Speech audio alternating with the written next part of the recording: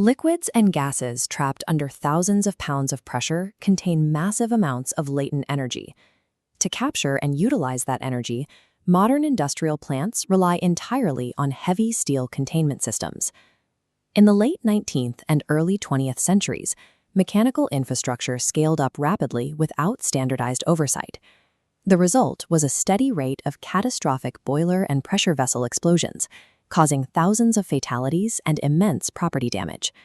By 1911, the American Society of Mechanical Engineers formed a dedicated committee. Their objective was to formulate strict mathematical rules for the safe construction of steam boilers and pressure vessels. Look at any modern chemical plant or oil refinery today. These sprawling facilities operate continuously on the assumption that the volatile fluids flowing through their systems will remain safely contained.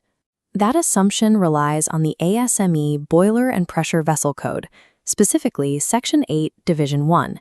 It is the globally recognized standard governing the construction of pressure vessels.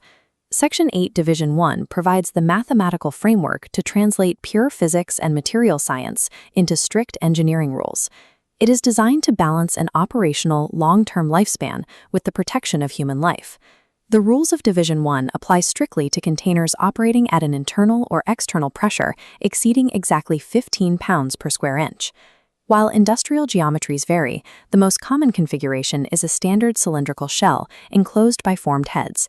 The primary metric driving the design of any vessel is its maximum allowable working pressure, or MAWP. This is the absolute maximum gauge pressure permissible at the top of a completed vessel in its normal operating position. But MAWP does not exist in a vacuum. It is explicitly tied to a designated coincident temperature. You cannot calculate the maximum safe pressure without defining exactly how hot the metal will get. This chart plots the relationship between operating temperature and allowable stress. As a metal's temperature increases, its yield strength and maximum allowable stress reliably decrease. A vessel safe at 100 degrees may tear apart at 500 degrees under the exact same pressure. The code demands that this physics applies to the entire pressure boundary. Every shell course, formed head, and bolted access point must be evaluated against these specific thermal and physical forces. By pinning down the exact MAWP and maximum design temperature, engineers establish the unyielding physical parameters that will rigorously dictate every subsequent design choice for the entire vessel. When a standard cylindrical shell is pressurized, the primary mechanical force threatening to pull the metal apart laterally is circumferential stress, commonly referred to as hoop stress. Internal fluid and gas forces radiate outward from the center, placing the entire circumference of the steel wall under continuous tension. To counter this tension, engineers use the ASME UG27 formula. This calculation determines T, the absolute minimum thickness of the shell wall required to hold the pressure. In the numerator, P stands for the internal design pressure, and R is the inside radius of the shell. Multiplied together, these variables represent the total outward force attempting to rupture the cylinder. In the denominator, S is the maximum allowable stress value. This precise number is pulled directly from Section 2 of the code, based on the specific grade of steel and the designated operating temperature. Then there is E, the joint efficiency factor. This single variable represents the mathematical confidence in the welded seams holding the steel plates together. A solid, seamless pipe has a joint efficiency of 1.0. A welded joint, depending on the type of weld and rigorous inspection, carries a lower efficiency factor. A lower E value shrinks the denominator, mathematically forcing a thicker, heavier steel requirement to compensate. The calculated thickness of the steel, therefore, is inextricably tied to the manufacturer's real-world welding capabilities on the shop floor. Even a flawless UG27 calculation is useless if the physical steel lacks structural integrity. To prevent material failure, paragraph UG77 mandates strict traceability. Manufacturers must maintain continuous records proving that the raw plate steel pulled from the rack matches the exact chemical and physical properties specified in the design phase. Once the verified steel is cut and rolled, the fabrication process begins. Under the BPVC, welding is heavily regulated, scientific chemistry. Joining heavy pressure boundary parts requires localized melting at extreme heat, carefully fusing base metals with compatible filler rods to create a continuous, homogeneous structure.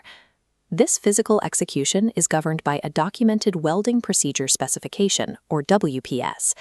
The WPS dictates every variable of the process: the specific welding method, electrical current, travel speed, and gas shielding. A WPS is only valid if it is backed by a Procedure Qualification Record, or PQR. To earn a PQR, a manufacturer must weld a test coupon using the proposed parameters, then subject that coupon to physical, destructive testing to prove the joint meets the required tensile strength. Subsections B and C of Division 1 dictate additional parameters. They regulate V-groove preparation, weld reinforcement measurement, and permitted filler metals. Every weld bead laid down on a code-certified vessel follows a pre-verified procedure. The sole objective is to physically realize the exact joint efficiency factor that was assumed in the original math. Completing the weld map is not the end of the line. The manufacturer must physically prove the internal structure of those completed welds is free from microscopic flaws. Division 1 enforces rigorous nondestructive examination, or NDE, protocols under paragraphs UW51 and UW52. One primary method is radiographic testing. Technicians pass radiation through the weld seam, exposing a film on the opposite side to reveal internal voids, porosity, or cracks hidden entirely beneath the surface. Depending on the steel's thickness and geometry, engineers might also employ ultrasonic testing. This method sends high-frequency sound waves into the metal, which reflect back when they hit an anomaly, mapping the exact depth and size of the flaw. Once the structural integrity is mapped and verified, the vessel undergoes its final, most critical physical proof, the hydrostatic test, mandated by paragraph UG99. Technicians fill the completed vessel entirely with water. They then systematically pressurize the system to exactly 1.3 times the calculated maximum allowable working pressure, holding it there while inspecting every seam for leaks. Water is specifically chosen because it is nearly incompressible. If a vessel fails under hydrostatic load, the pressure drops instantly. If a gas were used in a pneumatic test, the highly compressed, stored energy could result in a devastating explosion if a weld ruptured. A successful hydrostatic test serves as the absolute final verification. It physically proves that the theoretical math, the traceable materials, and the inspected welds can safely withstand forces far beyond their normal operating limits. The complete chain of custody, the calculations, the material tracking, the destructive weld tests, and the final hydro test requires objective third-party verification to hold legal weight. This is the domain of the authorized inspector. Employed by an accredited agency, the inspector legally verifies the calculations, monitors the manufacturer's quality control system, and personally witnesses the final hydrostatic test. When the inspector is satisfied that every single requirement of Division 1 has been met, they countersign the manufacturer's data report, known as Form U-1A. Only then does the vessel earn its permanent metal nameplate, officially stamped with the ASME Single Certification Mark, universally known in the industry as the U-Stamp. ASME itself does not design, approve, or endorse any specific vessel or manufacturer. They write the physical rules. The stamp indicates that a manufacturer has rigorously followed those rules. The U-Stamp represents an unbroken chain of codified engineering rigor. When that four-leaf clover is stamped into the steel, it is the global symbol that a manufacturer has successfully and mathematically